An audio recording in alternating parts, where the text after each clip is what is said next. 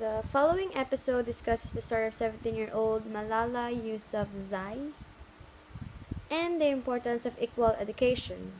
The conversation will also include religion and its impact on world events and human rights. This is getting interesting.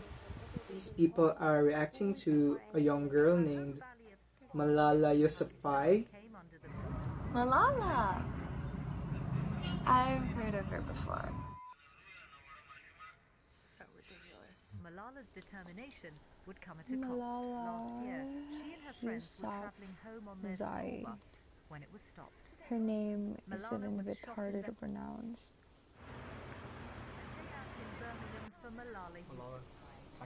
Oh, I heard about Malala Yousafzai, the importance of equal education. When she first spoke out for girls' rights to go to school.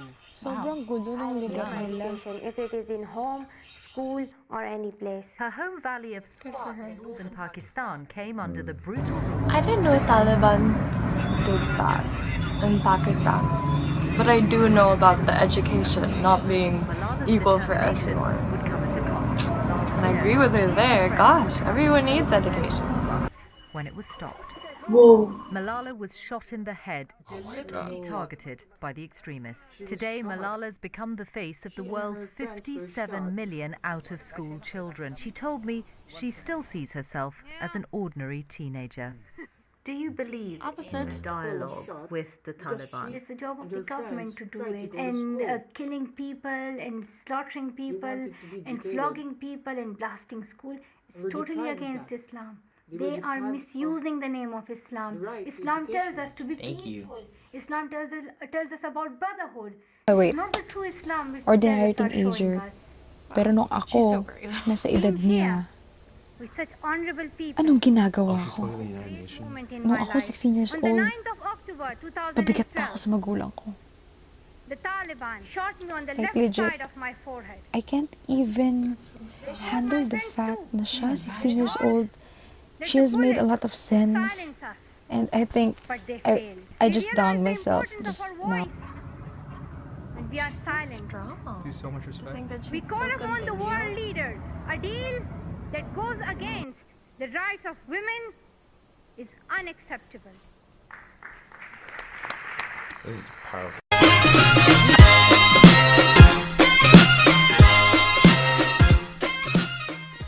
The youth, like Malala, should have always been the voice. We should have always been the voice of those who were unheard. Because every new generation sees what is really lacking up on the previous ones. That's due to that critical thinking na na-develop upon years and years na lumipas. And midst of war, lalo na dito sa atin, sa Pilipinas, we should be the Malala of every individual that has been affected, every individual that are constrained, every individual na hindi nakakaranas kung ano ba yung right na deserve nila. Also, youth should always stand just like as a memory lane. A memory lane into which, kasi minsan yung mga nakakatanda, sila yung mga currently suffering from war. Sila yung mga involved into war. And usually, ang mga bata, sila lang yung voice na nag-echo until sa marinig sila ng mga previous generation na nandun. The youth plays a very crucial role in mitigating or aggravating the effects of the threats brought about by terrorism. It is evident that the social media users are mostly young people, and in today's time, it cannot be denied how big social media's impact is in acquiring and spreading various information.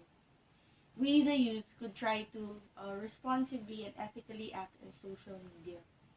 We can do this by double-checking the information we will be sharing online, as these will surely have an effect on those who will be able to read it. So-called fake news would really have a big impact to those who are not social media literate, which is why we need to analyze everything we are planning to share online.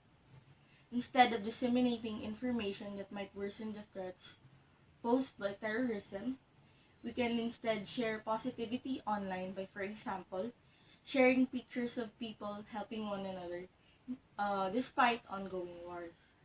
This would remind people that despite the terrorism going on in our country, there is still goodness in people, which would eventually uplift their spirits, making them hopeful that peace is still achievable in our country. So, after watching the video, I just realized na sobrang rare na lang ng mga teenagers na ganun yung mindset nila. And after watching the video, I just realized na sobrang important yung mga ganong mindset nowadays kasi ang daming bagay na alam mo yung nangyayari sa country natin na hindi naman dapat mangyari, like yung mga rights na hindi na nabibigay sa mga tao ng tama. So, parang after ko napanood yung video, na-realize ko na we should also fight for our rights and be strong enough para mapaglaban yung rights natin. Kasi, after all, karapatan natin yun eh. As a citizen of a country, karapatan natin na makuha yung rights na yun. And yung education talaga, sobrang laking bagay na sa isang tao. And yung education kasi, pag nakuha siya ng isang tao, makakatulong din siya sa country. So, para sa akin, hindi siya dapat pigilan ng country na nandito, yung government. So, kailangan din yung education. Sobrang halaga niya. And after watching the video, parang na-realize ko na lucky pa din ako kasi sa country natin, hindi siya pinagbabawalan. And sobrang lucky ko pa kasi parang hindi ako nagmamakaawa para makuha yung education na gusto ko. And so, sobrang na-inspired ako sa kwento ni Malala. And for me, parang na-inspire ako na to do more para makuha ko yung rights na kailangan ko. First of all, na-amaze ako kay Malala. Like, at the age of 17, she won the Nobel Peace Prize. And she spoke at the UN. Honestly, I'm just a year older than her. Pero at the age of 17, wala akong ginawa sa buhay ko. So like, nice me. But I agree with her na everyone has the right to education. And I really love how she pointed out that Islam is not about terrorism. The way that terrorists use the name of the Islam religion makes it as if the Islam teaches terrorism. But it's not. It's about brotherhood. And I really love how brave she was when she fought for what she believed in. I think all of us, the youth, should voice out the wrongs in our current society. Because we have the right as the youth to dictate what we want for our future and not have the adults ruin it for us. So, should all make a difference like Malala, even just a bit. Overall, I'm amazed on Malala's braveness and fighting for wanting education for females. She is an inspiration to all, and it makes me want to strive harder because she won a Nobel Prize at 17, and I'm 18 and I haven't achieved anything I can be really proud of. After watching the video, I realized that just like Malala, we can make a change. The children of our generation can make a change. As Jose Rizal once said, the children are the future of our country. He said that because he meant that adults are different from us. Adults have solidified opinions about things. They have a fixed perspective of the things around them. And that is where we differ from them. Unlike adults, us young people are flexible. We are eager to learn and we are eager to understand. That is why we're eager to accept the new things around us. We are ready to step out of our comfort zone and thus reach out to newer heights, higher heights. And through these traits and characteristics, can we raise awareness, not only amongst ourselves, but to the world. I never thought that this video will affect me that much, since this is about a girl that stood up so that there can be an equality. Malala is amazing. She's an amazing girl because she's 14, 13, and even though she was shot in her head, he managed to survive and still voice out what is right. Because a lot of people, especially here in our country, are not socially aware on what's happening here. They don't care. They don't say something. What is your insight on the role of the youth in mitigating or aggravating the effects of these threats?